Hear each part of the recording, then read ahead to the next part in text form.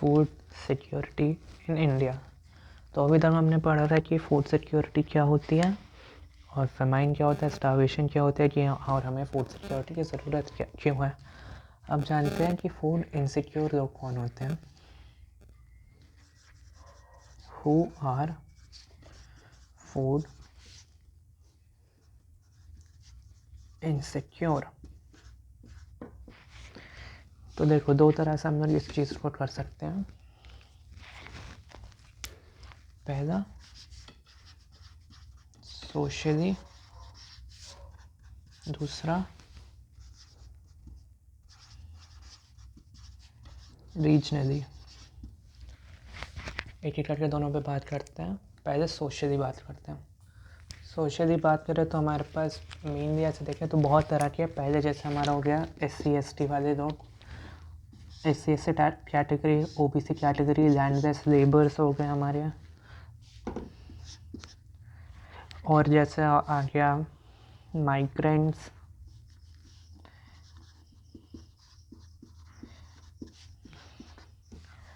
और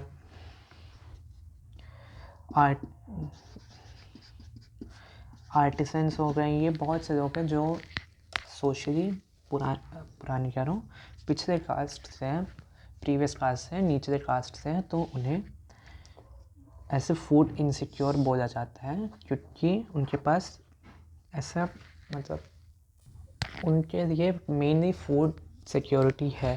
और एक इम्पॉर्टेंट है,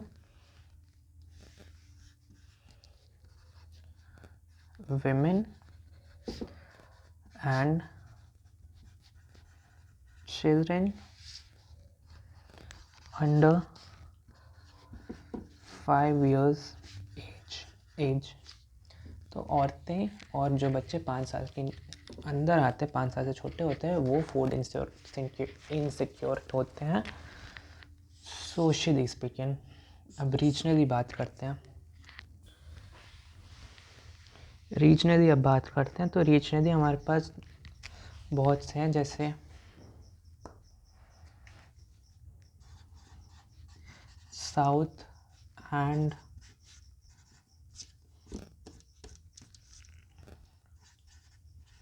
east parts of UP, Uttar Pradesh.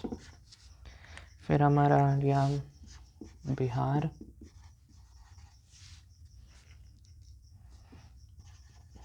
Waste Bengal,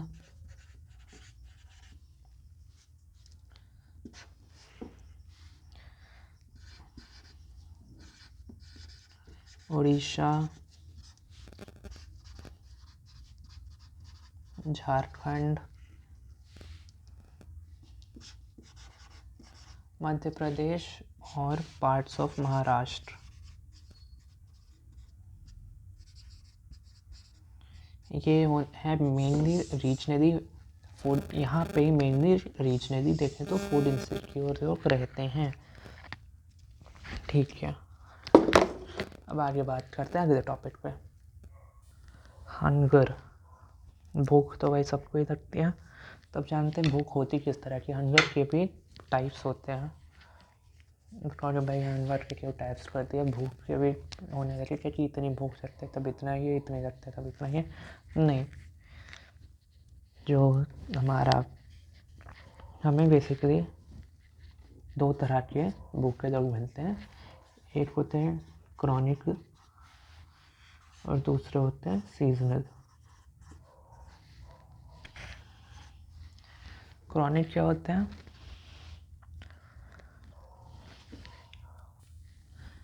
basically समझे तो ये वो लोग होंगे जिनके पास कभी भी खाना नहीं होता है, लेकिन इनकी इनकम इतनी कम होती है कि ये खाना ले ही नहीं पाते, और जो ले पाते हैं उसकी क्वालिटी या फिर क्वांटिटी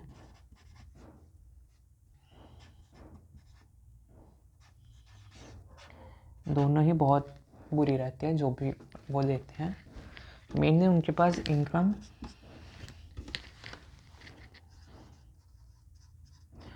ऑलमोस्ट नो इनकम, जिससे वो खाने ही नहीं खरीद पाते हैं।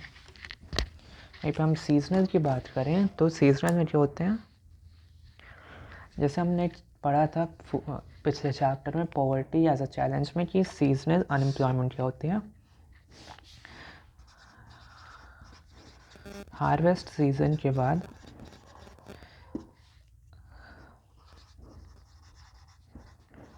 अनएम्प्लॉयमेंट बढ़ जाती है। तो इससे क्या होता है, लोगों के पास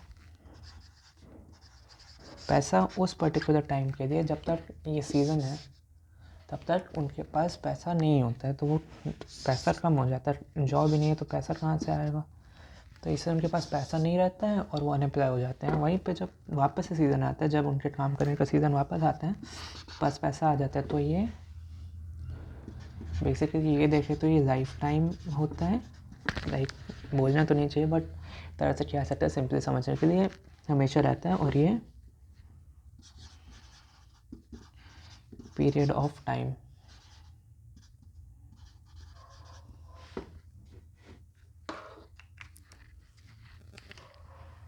बस इतना ही था, सिंपल सा। आगे बढ़ते हैं। अब कहोगे भाई इस बार तो कोई टॉपिक ही नहीं है, तो कुछ लिखा ही नहीं है, तो पढ़ेंगे क्या। एक चीज़ लिखी है ना, फूड सिक्योरिटी इन इंडिया, इसी के बारे में अब हम जानेंगे। चैप्टर का नाम है तो इसके बारे में तो जानना है। अभी तो हम लोग बस फूड सिक्योरिटी ही जान रहे थे, अब उसको इंडिया में जानेंगे। तो देखो, इंडिया में 1970s के टाइम पे एक चीज़ आई थी, एक चीज़ हुआ था जो था the green revolution. Green revolution हुआ था। तो इससे क्या हुआ था कि जो भी हमारे पास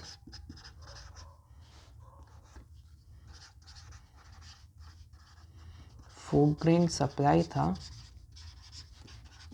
वो मल्टीप्लाई हो गया था, कई गुना बढ़ गया था। तो इसीलिए देखो, the green revolution was started in the early 1970s। 1970s में शुरू हुआ था। Since then India has become self sufficient in food grains due to variety of crop grown.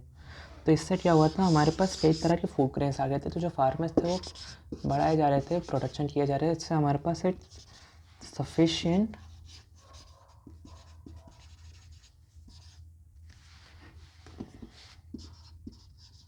Supply आ गई थी फूड ग्रेन्स की। अब देखो, food grains availability even in adverse condition has been ensured by this government through food security system। तो हमारे पास इतना surplus, हमारे पास stock तो आ गया था। तो इससे क्या हुआ, जब भी हमें फूड सिक्योरिटी की ज़रूरत थी, जैसे अभी हमने जाना था कि कुछ पिछले वीडियो में कि कैलामिटी के टाइम, जैसे जब ड्रॉट हो जाते हैं तब क्या कैसे फूड सिक्योरिटी हेल्प करता है, तो उससे के टाइम हेल्प करने के हमारे पास अच्छा खासा अमाउंट में फूड सिक्योरिटी था। तो ये जो सिस्टम होता है इंडिया में, ये मैनेज किया जाता है एक बफर स्टॉक सिस्टम, और दूसरा